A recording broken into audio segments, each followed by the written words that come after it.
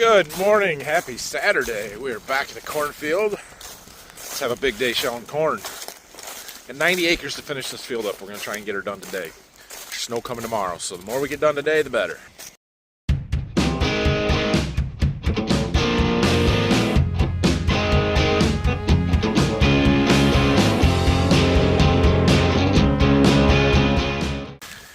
Got Dad in the combine today. Got Rylan with us. Who you riding with, me or Grandpa? Ah, Grandpa, every time. Burr! It's a chilly one today. Turn the heated seat on.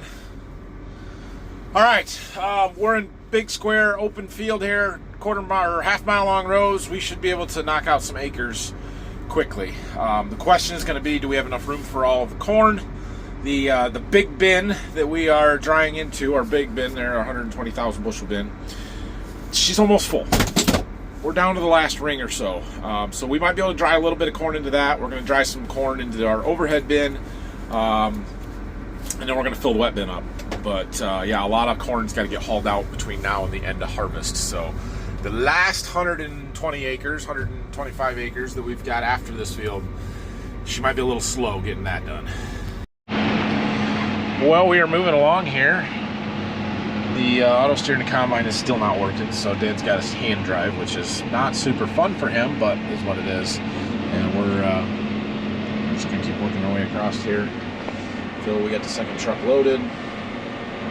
Third one back. Apparently he's gonna wait for me to top that off, even though I've already got it overloaded, but that's okay. I think it's pretty good corn. It should keep getting better across here. Let's see what the monitor says. Yeah, we're almost up to 200 average. We started at 197, so in the less than 10 acres that we've got done, yields come up almost 3 bushel. It's good. We have made it up to kind of the midpoint in this field, or the long rows here. There's a waterway, that yellow line there, a little short one. So we've made it up to that. I guess we're past the midway point of this. So he's got a few more end rows in the back to do, and we'll keep working the rest of these long rows off, and then the rows over here go the other direction. So once we get up to this edge, there's about 40 acres left between those two little places. There's something juts out there. So let's see, where are we at? 202 almost average yield. That's good. 63 acres done. So that's not right. 77 acres done. We started at 51. So we got 25 acres done today. Doing good.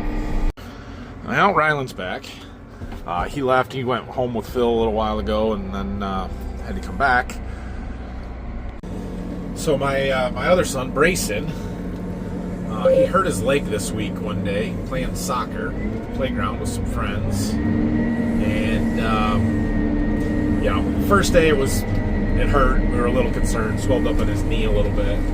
And then he went to school the next day and played soccer with his friends and got rolled on or something and hurt it worse, and it's been swelled up in pretty rough shape since then. And then the next day he went back to school and played soccer again and got hurt even worse. And so now we're quite concerned about his leg. It's swollen up all the way down his calf, and so I'm always going to take him into the urgent care, it sounds like, make sure he's doing okay. But we've been icing it, but it's moving and turning red down his leg, so a little concerned, but he should be fine. He's in good spirits, seems happy. Just hurt his leg. There goes a deer. You're running the wrong way there, deer. Yeah, got scared now. Just a little guy. A couple spikes, it looks like. It is a quarter after noon, and we're going to get this truck full on this round, so we're going to go stop and get some lunch. Made great progress here this morning. We are 91 acres into this field, which means we've already got 40 acres done today, and there is 49 left in the field here. So, yeah, that's awesome. We should get this done at pretty reasonable time. Like, we might be done here by the time it gets dark. I'm almost early enough to think about going to one of the last two fields, but I sort of doubt it. I don't know. We'll see. That may be jinxing ourselves because we got to actually get it done yet. But yeah, we're just about done with these long rows here, and we'll just work off this other stuff. These go, oop, come on, no, dang it, push the wrong buttons. These go out to the side road over there, so we'll pull trucks off of that road over there once we get them opened up. All right, lunchtime. We're back. Rylan got his lunch. Got some Dots pretzels. We got our iPad so we can watch the Buckeye game here that just got started. And we're going to finish selling this field of corn. You ready? Let's go. Chase some deer out. A pretty good sized buck. Is it that one? There's three of them. There's that one, who I think is a little smaller. I don't know where. Oh, there's the third one. Right there. I think that one's a doe, and the two bucks are chasing them. That one's a pretty good sized one there.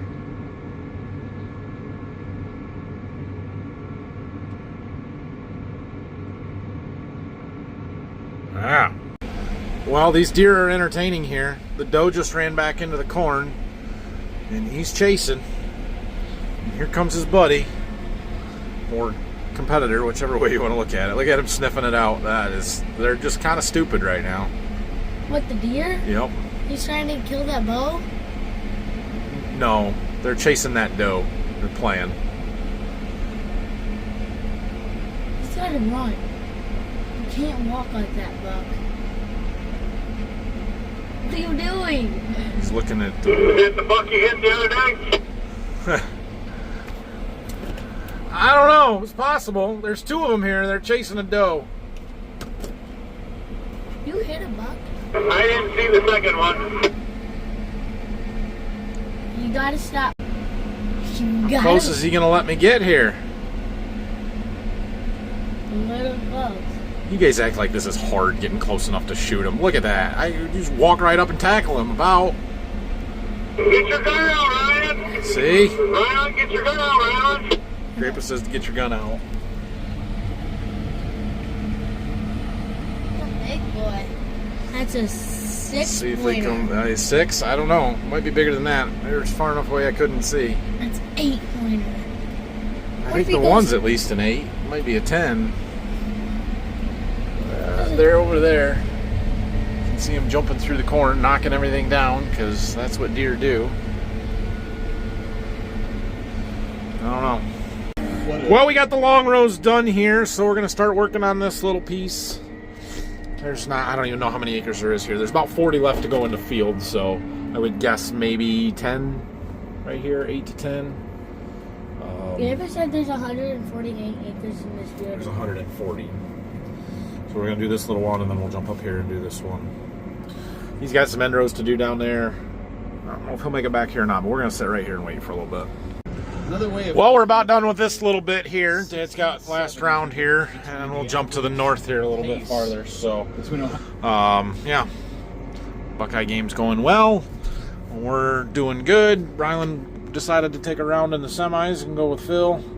Average is still sitting right at 200. So typically this is not as good as this ground is. Some of that up there is going to be really bad. Some of it should be really good. So should hang in there right around 200 bushel average corn. That's not terrible. We will take that. So we're going to get this one wrapped up pretty reasonably. It's just after 3 o'clock now. So we got some daylight left. We should get this done before it gets too dark. Well, that's a win. Wasn't the best game I've ever seen Ohio State play, but you know what? A win is a win. We'll take it. So, yeah, we're getting this all opened up here. Dad's got some stuff cut through the middle. We probably got 20-ish acres to go. 21.7 it says. So, should wrap this one up in about 2 hours. Be about 6 o'clock. Yeah, it'll be just getting dark by then. But that's a heck of a day. 90 acres before 6 p.m. with our little 8-row baby corn head. We'll take it.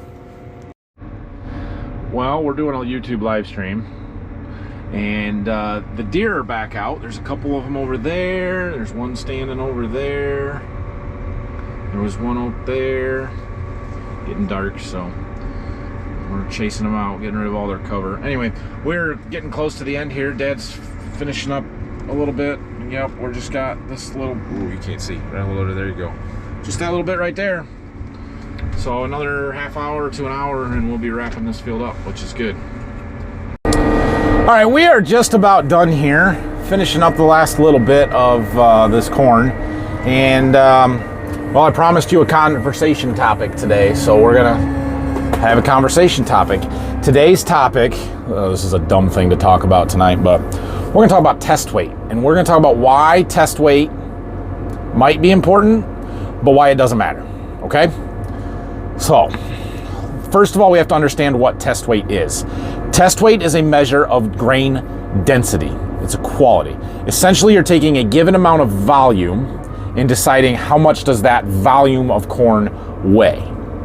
Now, this is gonna get super confusing. I'm gonna do my absolute best to keep this everything clear and straight, but I'm probably gonna mess it up. Do your best to follow with me. Tell me in the comments why you think I'm wrong. I won't believe you, but it's okay. All right. So this goes back 100 years or more to when we started selling grain. Basically, all right, we're going way back on this. So, all right. So when you were a farmer back in the 1800s and you wanted to sell your grain to somebody else, whether that was a feed mill or whatever, we had to have a measurement, right? And back then, the easiest way to measure stuff was volume. So that's where we have a bushel from.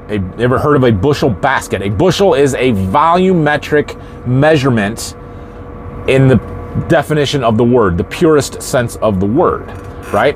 And so they would measure this out, a bushel basket worth of whatever produce or grain or whatever, and that's what they would set the price based off of. And that worked for a while, until we started dealing with massive quantities. How do you measure out volume of something in say a gravity wagon or a semi truck now, or whatever larger container that we are using to haul our grain? It's extremely difficult to measure that volume. So how do we measure something that we can't measure by volume? Well, we use weight. And so standards were set, and it basically said that a bushel of corn, a bushel basket, volumetric of corn, should weigh 56 pounds. That's the standard, okay? Soybeans, it's 60 pounds. Wheat, it's 60 pounds.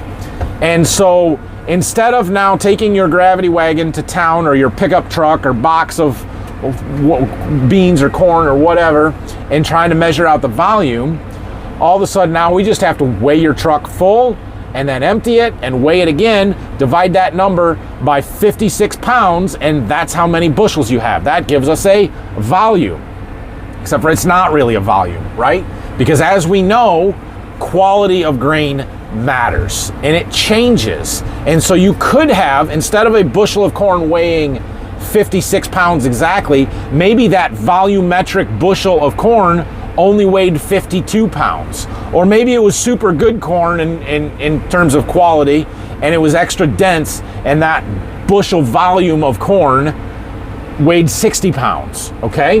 Well, then when you're measuring it by weight, all of a sudden, now the guy with 60-pound test weight corn is getting paid more than the guy with 56-pound test weight corn, because they're not actually the same amount of volume, but there's more, or they're okay. If you had a bushel basket volume, it would be the same volume of corn, but the one that weighs 60 pounds is going to get paid more because we're measuring by weight now. Remember, we're not measuring by volume.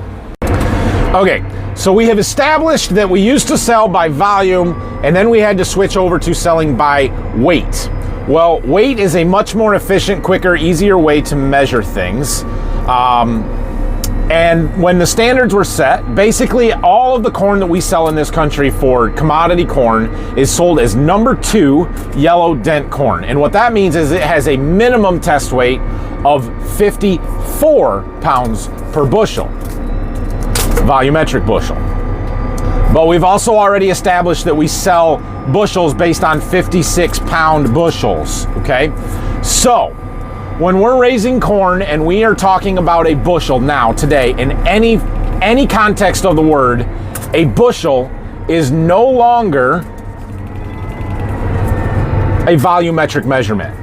This is where people get confused because they think a bushel, they think volume. It is not a volume. You cannot think of it that way anymore. We have completely changed the meaning of bushel to be a weight measurement. This would be much less confusing if we would sell grain by the hundredweight or by the ton, but that's not how the system is set up, so we still sell by a bushel. But by definition, a bushel, no matter the test weight, no matter what volume it takes up, is 56 pounds, okay? That is critically important to understand. A bushel is 56 pounds, no matter what the test weight is. So, if I, for example, have a field of corn that is yielding 200 bushels per acre, and we're gonna do some math on that because it's easier to explain. So 200 bushels, which is, how much is a bushel? It's 56 pounds, right? Times 56, that is 11,200 pounds of corn per acre. Now, if that corn only had a test weight of, say, 52 pounds per bushel, how many bushels of corn did we have? The answer is 200, because you still had 11,200 pounds of corn. If you didn't, you would not have had 200 bushel corn per acre. It is the same. The test weight does not determine the yield. Now, do we want good test weight? 100% we want good test weight. We absolutely love having heavy, super good test weight corn. Is that more important than having more bushels? No. It's not. Ever. Not ever. Okay, I should not say not ever, because remember what I just said before about how we have a standard number 2 yellow corn test weight that has to be a minimum of 54 pounds. So what happens if we have 52 pound corn? Well, then you get docked. Then they pay you a little bit less per bushel. It may only be 2 cents or 4 cents for that bushel, but it is a little bit less. So I shouldn't say that it never matters. It matters if we get below 54 pounds. Anything above 54 pounds does not matter. And it does not matter to the yield, it just matters in how you get paid. So I'm gonna do my best to illustrate this. I have pulled up my plot results on my iPad, and I'm gonna show you some of these numbers and see if I can kind of help explain how test weight and yield are not correlated. So look at this hybrid right here. This is our number 1 hybrid, 10U97. It yielded 217 bushels per acre, and its test weight was 53.1 pounds. That's not good test weight. That's not good test weight at all, okay? Let's look at our last place. No, not our last place. Our second to last place hybrid. No, we're gonna go to our last place hybrid first. Number 16. It was 12S75, and it had a yield of 175.5 with a test weight of 52.2, 53.1, 52.2. So it was a pound lighter. But let's go to our number 15 placed hybrid. It was 05U86 at 181.9, and it had a test weight of 59.7. That's way better. But that's way better than even our first place hybrid, right? What about our second place hybrid, 10L16? Well, it had a test weight of 57. So our first place hybrid had a really low test weight. Our second place hybrid had a really high test weight. Our second to last hybrid had a really high test weight, and our last place hybrid had a really low test weight. And they were all mixed all the way in between throughout there. We went anywhere from 52.2 up to 59.7 was our test weight range. There was several in the 59, several in the 57. Overall, test weights have been really good this year, but it is not correlated to the yield. And you can tell that because the top 2 were complete opposites and the bottom 2 were complete opposites. And so test weight does not mean that it's going to yield more. It's a good thing. We want it to have good test weight, but it doesn't guarantee or doesn't mean that it is correlated to yield and that the bushels are going to be higher because we have better test weight. Now, one thing that is important, and this is where people, I think, kind of don't draw the connection here, is kernel weight. Kernel weight is critically important. I want every single kernel to be as absolutely heavy as possible. What I don't care is how physically big in size those kernels are, because that does not matter. It does not matter if the kernel is itty bitty teeny tiny or super huge if they weigh the same. The teeny tiny one is gonna have way better test weight than the super huge one, but whichever one is overall heavier is the one that's going to yield the most. Does that make sense? And so, again, we want good test weight. Having bad test weight is not ideal. If we're over 54 pounds, I will take higher bushels and higher yield every time. Let's see, let's do this another way. So let's say we have, You sleeping, Ryan? hold on. So let's say we had, we're just gonna keep these in 1 acre increments because it makes for simple math. Let's say we had 1 acre of corn that yielded 200 bushel per acre and it was 58 pound test weight, okay? 1 acre of corn, 200 bushels, 58 pound test weight. How many pounds of corn do we have? Well, 200 bushels times 56. We're at 11,200 pounds, okay? Now, let's say we had that same 1 acre of corn and it yielded 220 bushels per acre, but it was only 54 pound test weight. How many pounds of corn do we have? Well, 220 times 56 is 12,320. So which one do we get paid more for? We don't get docked for 54 pound test weight. We don't get a premium for 58 pound test weight. We get paid the same price per bushel, whether it's 56 or 58 or 54. So, is having an extra 1,120 pounds of corn make you more money? Yeah, it does. Because a bushel is a weight measurement, it is not a volume measurement. It is never a volume measurement. It is always weight. And so the test weight does not matter. Again, what matters is kernel weight. We need heavy kernels. We don't need dense kernels. Generally, denser kernels are heavier kernels. Those two things can happen. But if you lack in numbers of kernels, but you have super dense one, it's still not going to yield well. And so picking hybrids strictly on test weight because you think they're going to yield better is a mistake that is not going to work. Now, I said I would tell you where test weight does matter. Here's where test weight does matter.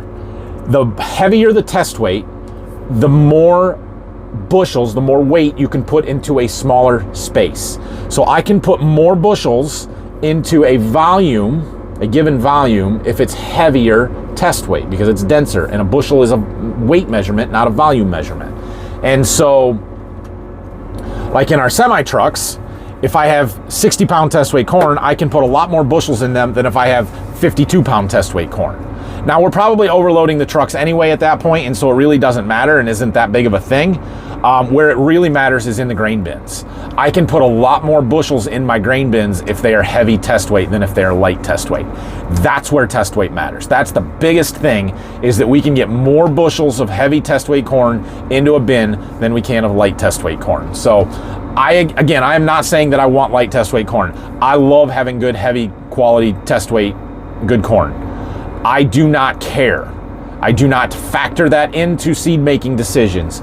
I do not factor that into whether or not I made more money on a field or not, because test weight does not correlate with how much money we make and how much our grain yields.